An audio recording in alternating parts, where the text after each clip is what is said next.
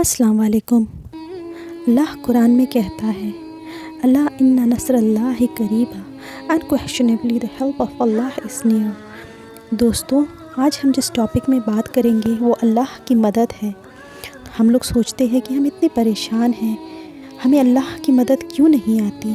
ہم مایوس ہو جاتے ہیں، اداس ہو جاتے ہیں، کبھی کبھی تو نا امید بھی ہو جاتے ہیں۔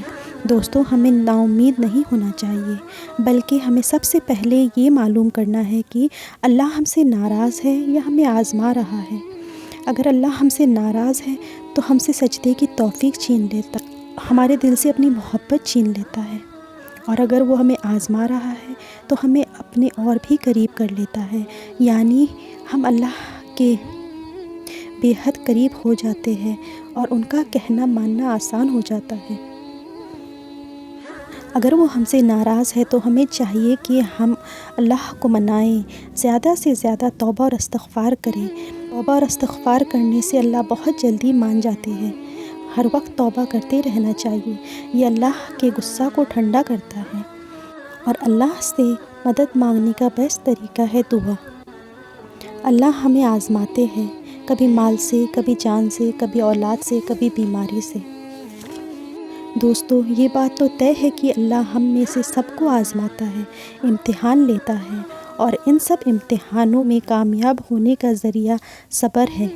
اللہ قرآن میں کہتا ہے، تم اللہ سے مدد مانگو جب تم پر مصیبت آئے، پریشانی آئے، جب تم کسی مشکل میں ہو، کیونکہ یہ دنیا امتحان کا جہاں ہے، اور مدد چاہو تو مدد مانگو صبر اور نماز کے ذریعے۔ حضرت عائشہ رضی اللہ عنہا فرماتی ہے کہ جب اللہ کے نبی صلی اللہ علیہ وسلم پریشانی میں ہوتے تو آپ نماز کی طرف متوجہ ہو جاتے اور ان کو خوشی اور سکون حاصل ہو جاتا۔ اور قرآن میں بھی یہ آتا ہے کہ فَاصْبِرْ صَبْرًا جَمِيلًا، یعنی صبر کرو اور خوبصورت صبر کرو۔ اس کا معنی یہ ہے کہ جب آپ صبر کرو تو کسی اور کو پتہ نہ چلے کہ آپ کس پریشانی میں ہیں، اور یہ سب سے اعلیٰ درجہ ہے صبر کا، اور آپ کی پریشانی صرف اللہ کو معلوم ہو۔ صبر کا کوئی خاص طریقہ نہیں ہوتا، اللہ سے دعاؤں کے ذریعے صبر مانگنا چاہیے، اور ہمارے اندر خود صبر کی طلب ہونی چاہیے۔ یہ نہ سوچے کہ اللہ کی مدد تو صرف اللہ والوں کے ساتھ ہے، ایسا بالکل نہیں ہے۔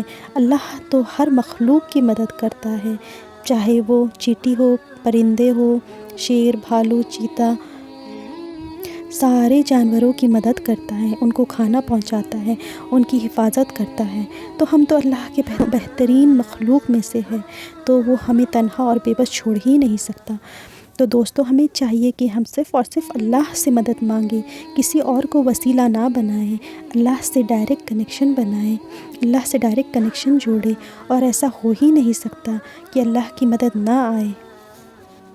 ہاں، کچھ وقت ضرور لیتا ہے، پر اس کا ثواب اور اجر بھی اتنا ہی ملتا ہے۔ آپ بس اللہ پہ توکل کریں۔ اگر اللہ کسی وجہ سے دنیا میں آپ کی دعاؤں کو نہیں قبول کر رہا، آپ کی پریشانیوں کو نہیں دور کر رہا، تو بے شک آخرت میں وہ آپ کو خالی ہاتھ نہیں چھوڑے گا۔ اور دوستو، اصل معاملہ تو آخرت کا ہی ہے۔ گناہوں سے بچیں، بے حیائی، چغلی، غیبت، دل آزاری، دھوکہ دینا، جھوٹ بولنا، یہ ساری چیزیں اللہ کو ناپسند ہے اور ناراض کرنے والی ہے۔ ان سے بچیں۔ ایسے لوگوں کے پاس اللہ کی مدد کبھی نہیں آتی، چاہے آپ جتنا بھی دعا مانگ لیں، لیکن اگر آپ ان گناہوں میں مبتلا ہیں تو اللہ کی مدد کبھی نہیں آئے گی۔ گناہوں سے بچتے ہوئے نماز اور دعاؤں کے ذریعے سے اللہ کی مدد مانگیں، تو دیکھیے گا آپ، اللہ کی مدد ضرور ضرور آنی ہے۔ تو دوستو، اللہ سے اچھی امید رکھیں اور مایوس بالکل نہ ہونا۔ ہر اندھیرے کے بعد اجالا ہے۔ دعا کرتے رہے، دیکھیں اللہ ضرور مدد کرے گا۔ انشاءاللہ ملتے ہیں اگلی ویڈیو میں، تب تک کے لیے السلام علیکم۔